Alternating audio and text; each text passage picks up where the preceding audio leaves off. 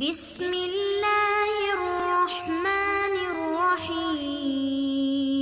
السلام علیکم ورحمۃ اللہ وبرکاتہ۔ بسم اللہ الرحمن الرحیم۔ عزیز طلبہ، امید ہے آپ سب خیریت سے ہوں گے۔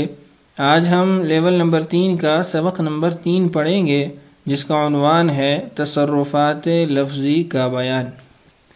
آج کے سبق کے اندر ہم کچھ ایسے تصرفات کے بارے میں پڑھیں گے جو فعل کے اندر یا اسم کے اندر واقع ہوتے ہیں اور ان کی وجہ سے اسم اور فعل کے اندر تبدیلی واقع ہوتی ہے۔ تو آئیے بلا تاخیر اپنا سبق شروع کرتے ہیں اور چند مثالوں سے بات کو سمجھنے کی کوشش کرتے ہیں۔ آپ اپنی اسکرین پہ چند الفاظ لکھے ہوئے دیکھ رہے ہیں۔ سب سے پہلے ہے قال یقول، اس کے بعد باع یبیع، اور اس کے بعد مر مررت مررت، اور اس کے بعد رما یرمی ارمی۔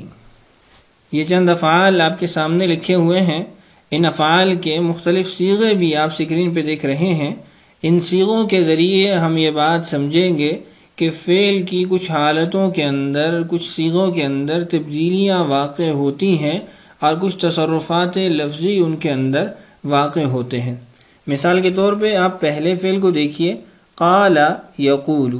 قال یہ ماضی کا صیغہ ہے اور یقول مضارع کا صیغہ ہے۔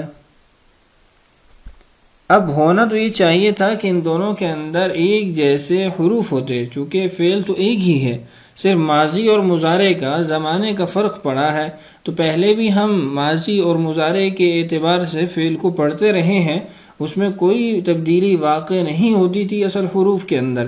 لیکن آپ اس کے اندر غور کریں تو ماضی کے حروف آپ کو اور نظر آئیں گے، مضارع کے حروف آپ کو اور نظر آئیں گے۔ یقول، یا آپ اس کی علامت مضارع کو نکال دیں۔ اب دونوں کے اندر پیچھے باقی رہنے والے حروف وہ اصل فعل کے حروف ہیں۔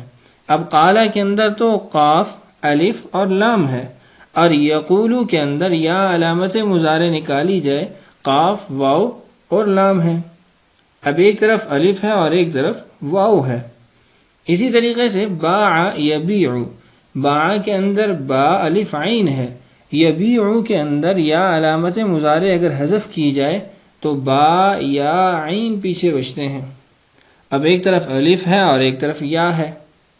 اسی طریقے سے مر ماضی کا صیغہ ہے اور مررت مررت یہ اس کے ماضی کے ہی صیغے ہیں۔ ایک وہ مخاطب کا صیغہ ہے، واحد مذکر مخاطب کا، اور دوسرا واحد متکلم کا صیغہ ہے۔ اب مرہ کے اندر تو دونوں را کو اکٹھا کر کے تشدید ڈالی گئی، اور مررتا اور مررتو کے اندر دونوں را جدا جدا استعمال ہوئے۔ اسی طریقے سے آخری فعل کو دیکھیے، رما یرمی ارمی۔ اب رما یہ ماضی کا صیغہ ہوگا اور یرمی مضارع کا صیغہ ہوگا، ارمی امر کا صیغہ ہے۔ اب آپ دیکھیں رما کے اندر را میم یا، مضارع کے اندر بھی یرمی کے اندر را میم یا، تینوں حروف باقی ہیں، لیکن ارمی کے اندر آپ دیکھیں کہ ارمی کے اندر آخر والی یا موجود نہیں ہے، وہ ساقط ہو گئی ہے۔ تو آپ نے دیکھا کہ بعض صیغوں کے اندر حروف اور پائے جا رہے ہیں اور بعض صیغوں کے اندر اس کی تبدیلی کر کے، اس کے اندر تصرفات لفظی واقع کر کے اس کی ساخت اور اس کی جو حیت اور اس کی جو بناوٹ ہے اس کو تبدیل کر دیا گیا ہے۔ آج کے سبق کے اندر ہم ان اسباب کو جانیں گے جس کے ذریعے فعل کے اندر تبدیلی واقع ہوتی ہے۔ تو آئیے ان اسباب کو جانتے ہیں اور یہ بھی جانتے ہیں کہ یہ تبدیلیاں کیوں واقع ہوتی ہیں۔ تصرفات لفظی کا بیان۔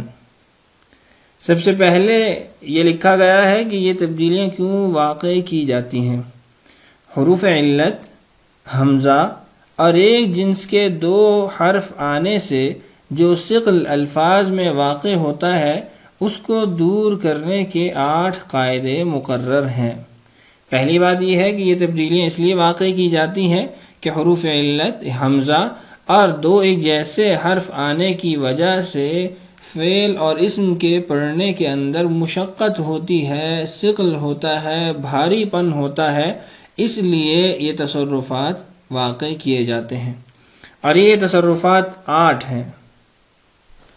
سب سے پہلا ہے اسکان۔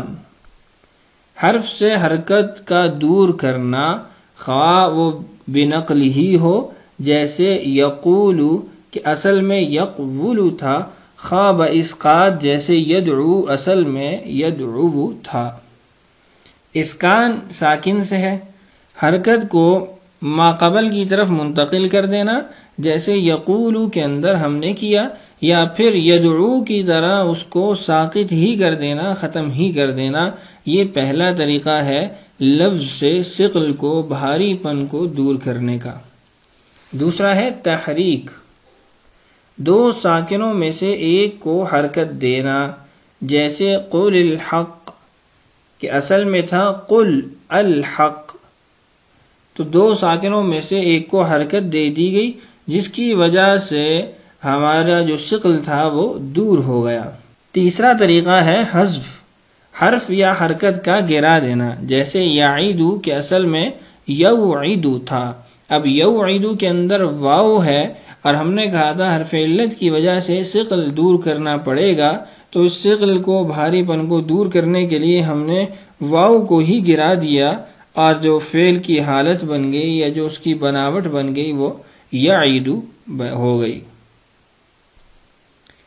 چوتھا طریقہ ہے زیادت، دو حمزوں کے درمیان الف کا بڑھانا، جیسے انتا کہ اصل میں تھا انتا، اب دو حمزہ ہے انتا، تو ہم نے اس کے درمیان الف لانا ہے، انتا بن جائے گا۔ پانچواں طریقہ ہے ابدال، ایک حرف کو دوسرے حرف سے یا ایک حرکت کو دوسری حرکت سے بدلنا، جیسے قالا کہ اصل میں قاوالا تھا، یا تلقن اصل میں تلقون تھا، پہلے میں واو کو الف سے اور دوسرے میں ضمہ کو کسرہ سے بدلا۔ اب قالا کو دیکھیں، اس کے اندر الف ہے اور اصل کے اندر واو ہے، تو واو کو ہم نے الف میں تبدیل کر دیا۔ اسی طریقے سے تلقن، اس کے اندر کسرہ ہے آخر میں، یہ اصل میں تو تلقون تھا، تو پیش کو ہم نے کسرہ کے اندر یعنی زیر کے اندر تبدیل کر دیا، اور واو بعد کسرہ کے یا ہو گئی۔ یہ تلقون کے اندر جب ہم نے کسرہ کا استعمال کیا تو کسرہ کے بعد تو واو نہیں آتا، تو پھر وہ واو یا کے اندر منتقل ہو گیا۔ چھٹا طریقہ ہے ادغام، دو ہم جنس حرفوں میں سے ایک کو دوسرے کے ساتھ ملا کر پڑھنا، جیسے مدہ اصل میں تھا مددا، اب دو حرف ایک جیسے آئے، اس کا ثقل دور کرنے کا ایک طریقہ یہ بھی ہے کہ ہم ان دونوں کو آپس میں مدغم کر دیں، ادغام کر دیں، جیسے مدہ، اب اس کے اوپر ہم نے تشدید ڈال دی ہے، اصل میں تو یہ مددا تھا، دو دال تھے اور ایک میم تھا، ہم نے دو دال کو ایک جگہ اکٹھا کر کے تشدید ڈال دی۔ ساتواں طریقہ ہے قلب، کہ ایک حرف کو دوسرے حرف سے مقدم و مؤخر کرنا، جیسے عیسیٰ اصل میں یعیسیٰ تھا، اب عیسیٰ سے ثقل کو اور بھاری پن کو ختم کرنے کے لیے ہم نے حمزہ کو مؤخر کر دیا، یا کو مقدم کر دیا، عیسیٰ سے یعیسیٰ بن گیا۔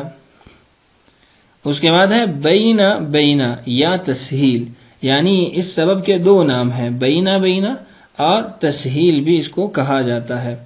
یہ کیا ہے؟ حمزہ کو حمزہ کے مخرج اور اس حرف علت کے مخرج کے درمیان پڑھنا جو حمزہ کی حرکت کے موافق ہو یا حمزہ کے ماقبل کی حرکت کے موافق ہو۔ دوبارہ پڑھ دیتا ہوں، بینا بینا یا تسہیل، اس کا مطلب کیا ہے؟ حمزہ کو حمزہ کے مخرج اور اس حرف علت کے مخرج کے درمیان پڑھنا جو حمزہ کی حرکت کے موافق ہو یا حمزہ کے ماقبل کی حرکت کے موافق ہو۔ قسم اول کو بینا بینا قریب کہتے ہیں اور قسم ثانی کو بینا بینا بعید کہتے ہیں، جیسے مستہزئون، یعنی اس کو آپ درمیانی مخرج میں پڑھیں گے، نہ یہ حمزہ کے مخرج میں ہوگا اور نہ ہی اس حرف علت کے مخرج میں ہوگا جس کو ہم یعنی استعمال کرتے ہیں یا جو حرف کے اندر آیا ہے، بلکہ اس کو دونوں کے درمیان سے گزاریں گے۔ اس کی تفصیلات انشاءاللہ آگے سبق کے اندر آئیں گی، وہاں ہم اس کو تفصیلی طریقے سے پڑھیں گے۔ آج کے سبق کے اندر بس ان تعریفات کو آپ یاد کر لیں۔ ان تعریفات کو یاد کرنے سے آگے آنے والے اسباق ہمارے لیے آسان ہو جائیں گے، کیونکہ وہاں بار بار ان الفاظ کا استعمال ہوگا۔ یہاں ادغام ہو گیا، یہاں قلب ہو گیا، یہاں بینہ بینہ قریب ہو گیا، بینہ بینہ بعید ہو گیا، اور اس طریقے سے ابدال ہو گیا۔ یہ ساری چیزیں آگے استعمال ہوں گی، تو اس لیے ان اصطلاحات کو اچھے طریقے سے یاد کر لیجئے۔ آج کا ہمارا سبق ختم ہوا۔ امید ہے آج کے سبق کو آپ اچھے طریقے سے سمجھے ہوں گے۔ اللہ تعالیٰ سے دعا ہے اللہ تعالیٰ ہم سب کے لیے ان اسباق کا سمجھنا اور سمجھانا آسان کرے۔ اللہ تعالیٰ ہم سب کا حامی و ناصر ہو۔ اجازت دیجیے۔ السلام علیکم ورحمۃ اللہ وبرکاتہ۔